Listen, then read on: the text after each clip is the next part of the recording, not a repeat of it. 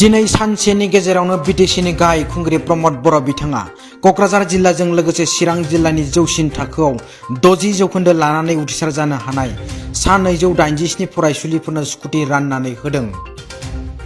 बिटिसिनि गाहाय खुंगिरि प्रमद बर'आ बे हाबाफारियावनो गाहाय आलासि महरै नुजाथिनानै खौरांगिरिफोरनि सिगाङाव बुङो दि टिएलसिसि पिसिडिसिनि चेयारमेनफोरखौ थाबैनो साननैसोनि गेजेरावनो थिसननाय जासिगोन आरो बिटिसिआव जाय नखरफोरा पिएमवाइ न' खिखरसालि आरो जाय नखरफोरा रेशन कार्ड मोननो हायाखै बिथांमोना ग्रेभियेन्स रेडरेसेल सिस्टेम वेबसाइटनि गेजेरजों गावबा गावनि जेंनानि सोमोन्दै फोरमायहरनो खावलायदों।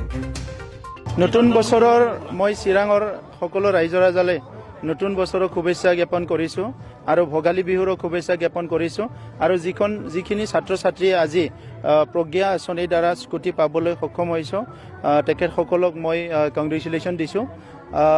শিক্ষা খণ্ডত অসম চৰকাৰে বিশেষকৈ গুৰুত্ব দিয়াৰ কাৰণে মই অসমৰ শিক্ষামন্ত্ৰী ডক্টৰ হিমন্ত বিশ্ব শৰ্মা ডাঙৰীয়াক ধন্যবাদ জনাইছোঁ আৰু এতিয়া মানে আমাৰ বিটিআৰ অঞ্চলত শিক্ষা খণ্ডত বহুত সমস্যা আছে।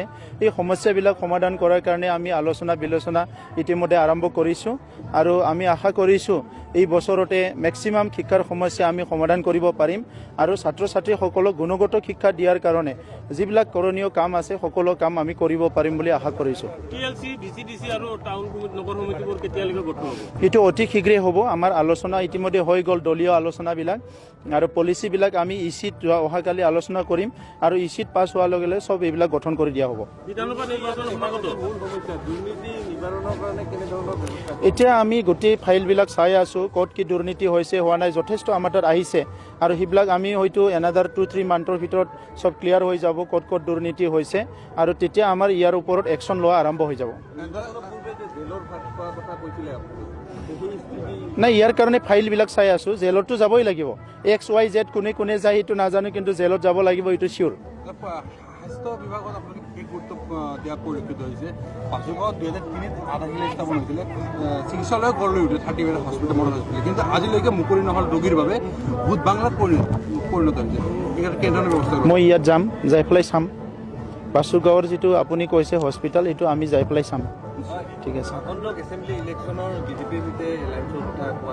নাই, সেইটো আলোচনা চলি আছে আৰু নিশ্চয় হোৱাৰ দিশতে গৈ আছে আৰু আমি এইটো আলোচনা কৰি পেলাই সেইটো ফাইনেল ডিচিশ্যন ল'ম। সময় আছে, আমাৰ দলীয় মজিয়াত আলোচনা হোৱা নাই, সেইটো আমি সময়ত কৰিম। মই এটা আপোনালোকৰ চেনেলৰ জৰিয়তে ক'ব বিচাৰিছোঁ, সেইদিনা 1 তাৰিখে আমি এটা পৰ্টেল অলৰেডি মুকলি কৰিছোঁ কি আমাৰ যিসকলৰ ঘৰ PMYৰ ঘৰ পোৱা নাই, যিসকলে টয়লেট পোৱা নাই, যিসকলৰ ৰেচন কাৰ্ড নাই, সকলো ইয়াত আপোনাৰ নিজৰ নিজৰ সমস্যাবিলাক সেই টেলিফোন কৰি বা ইমেইল কৰি জনাব পাৰিব আৰু সেইটো যথেষ্ট ৰেছপন্স আহিছে।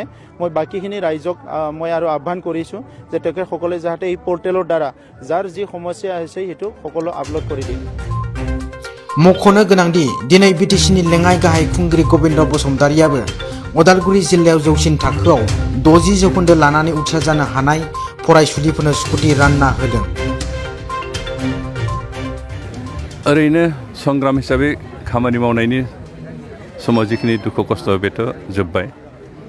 जिहेतु रायजोफोर मदद दंमोन, रायजोफोरनि मदद आरो हेफाजाबाव दिनै थांनाय बोसोरनि जानुवारि 27 तारिखखालि मोनसे सुक्ति जाबाय आरो बे सुक्तिनि गेजेरजों मोनसे गोजोन थासारि फैबाय। गोजोन थासारिनि उनाव बिसायख'थिनि गेजेरजों आरो मोनसे गोदान बिबान मोनबाय आरो बे बिबान मोननानै दिनै मोनसे सरकारि बिबान लानायनि उनाव गिबि रायजो राजाफोरनो मोनसे पाब्लिक मिटिं खुंनो मोनसे खाबु मोनबाय आरो बे आंनि थाखाय मोनसे गोदान अभिज्ञता आरो बे गोजोनथाव अभिज्ञता बेखे मोनसे सम आंबो जिहेतु सोलोंथाइ बिथिंजों लोब्बा दंमोन आरो बेनिखायनो बे सोलोंथाइ बिथिंनि जिथु हाबाफारि बेयाव बाहागो लाफैनो मोननानै जोबोद गोजोननाय मोन्दों आरो बेखे सासे फोरोंगिरि हिसाबै गावनि फरायसाफोरखौ जिबायदि दावगाजानो लुगैयो, जिबायदि सोलोंथाइ बिथिङाव साक्सेस जानानै गोजौ थाखो थांजानायखौ लुगैयो, बे एखे मेन्टेलिटिजों एखे सानस्रिजों दिनै बेयाव बाहागो लाफैनाय फरायसाफोर जायफ्रा स्कुटि मोनबाय बिथांमोनखौ आं एनकारेजमेन्ट होदों आरो निस्सय बिथांमोना जोंनि भबिष्यत जागोन आरो जोंनि उन समाव जोंनि साफा साफा हयथ' डक्टर इन्जिनियार साफा साफा प्रशासक एडमिनिस्ट्रेटर बायदि जाहैगोन आरो बिथांमोना बिदि जायोब्ला जों जोबोद गोजोननाय मोनगोन, जोंनि समाज जौगागोन। माखासे थाबावनाय जि इ.एमफोरनि डिपार्टमेन्टखौ माला रानगोन?